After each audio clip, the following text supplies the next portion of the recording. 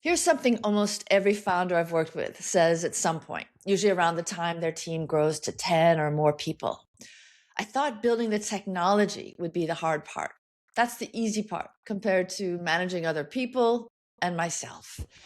And they're not wrong. I mean, technical problems are hard, but they have solutions you can figure out. Dealing with people feels messier, more unpredictable. And often the messiest one of all is yourself, your own emotions, your own reactions, finding out you have blind spots. And that's where emotional intelligence comes in, and it matters more than most tech founders realize.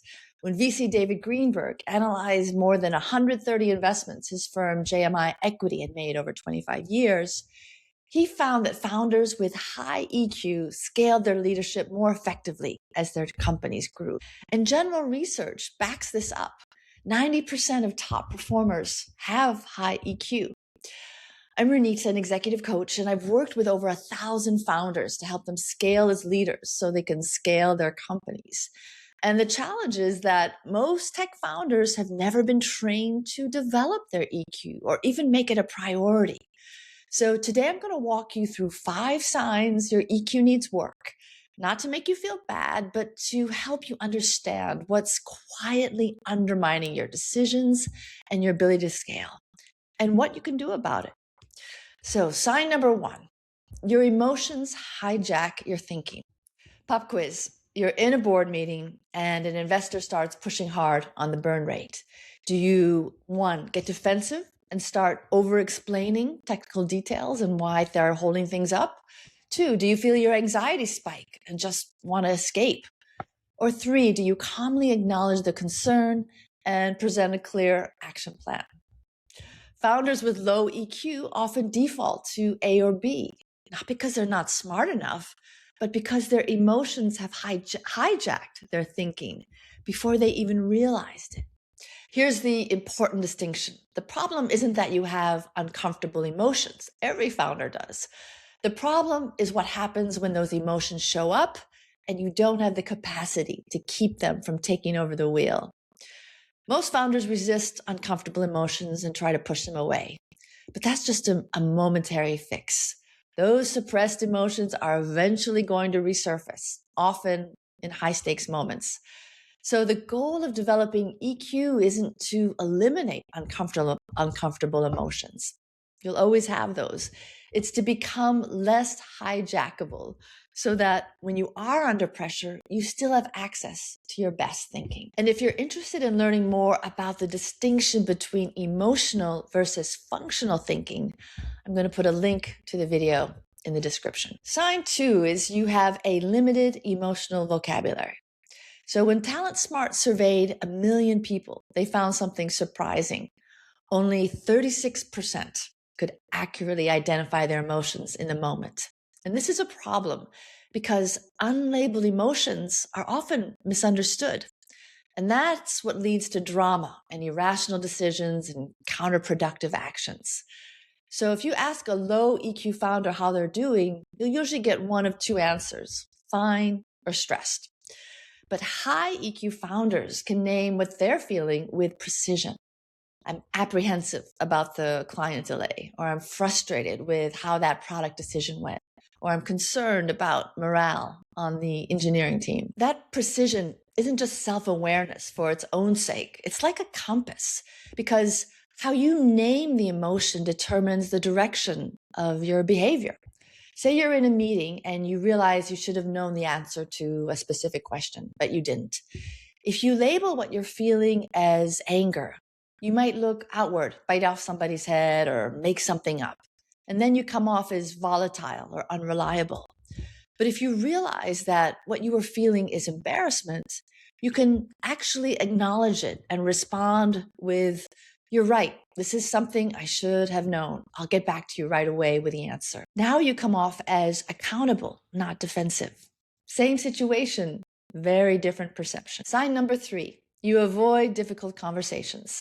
If you're building a company with other people, conflict is unavoidable. But a surprising number of founders still try. I once coached a CTO who said yes to every technical request from from every team because he couldn't bring himself to say no and disappoint someone. In the moment, he seemed agreeable and accommodating, but ultimately his yes didn't mean anything. The tech team didn't know what to prioritize, deadlines were slipping, and nobody was getting what they needed. So his conflict avoidance was costing the company. Here's what I want you to know. High EQ founders don't necessarily like conflict either. They've just developed the skills to feel confident handling it. They know how to manage their own emotions when other people are getting emotional, how to get curious and ask questions. So they stop avoiding messy conversations and start using disagreement as a tool for building trust. Let me know in the comments if you want a full video on preparing for difficult conversations. It's such an important skill. Sign number 4, you form opinions fast and you don't back down. Brilliant founders often develop strong convictions quickly. That's part of what makes them effective. But without EQ, that same quality becomes stubbornness or pig-headedness. So the difference is what's driving it. When you feel insecure about a decision, about your credibility, about being wrong in front of the room, changing your mind can feel like a threat. So you double down, you talk to people or look for evidence that supports what you already believe. And in a founder context, that's dangerous because your half-formed hypothesis becomes the company's working strategy before anyone's had a chance to stress test it. So high EQ founders have ego too, but they don't let it run the show. They can catch themselves in the moment and ask, am I defending this because the logic holds or because I'm feeling a little insecure right now? And that question changes everything. Sign number 5, you don't know your triggers. Every founder knows the big stressors, hiring, revenue growth, competition. You expect those, you prepare for them. What most founders don't account for are the thousands of micro stressors that crop up throughout the day. You know, an investor email with a subject line, concerns to discuss, or logging onto a team call and watching everyone go quiet or turn off their camera. I call these stealth triggers because they're subtle. You might not even register them consciously, but they're still activating a threat response in your body, a threat to your status, your autonomy, your sense that you're running out of time. And when you're not aware of these triggers, you end up reacting or overacting. And it may not be to the situation right in front of you, but to something that happened 2 hours ago. So emotionally intelligent founders learn to recognize these patterns. They know what's likely to knock them off balance before it happens, so they can anticipate and respond instead of reacting. In the high EQ founder community, we go deep on my FAST model, the 5 core emotional drivers that, once you understand them, help you anticipate and manage not only your own triggers, but others too. Here's the good news about emotional intelligence. It's something you can continuously develop.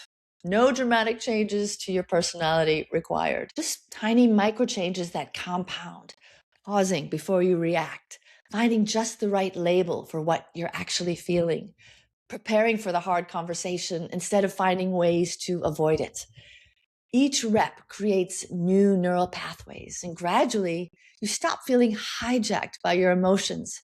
You feel more of a sense of control. So curious where you currently stand? Take the short quiz that gives your EQ score as a founder. It takes about 5 minutes, and it'll give you a clear picture of where you need to focus first. Link in the description. Until next time, I'm rooting for you.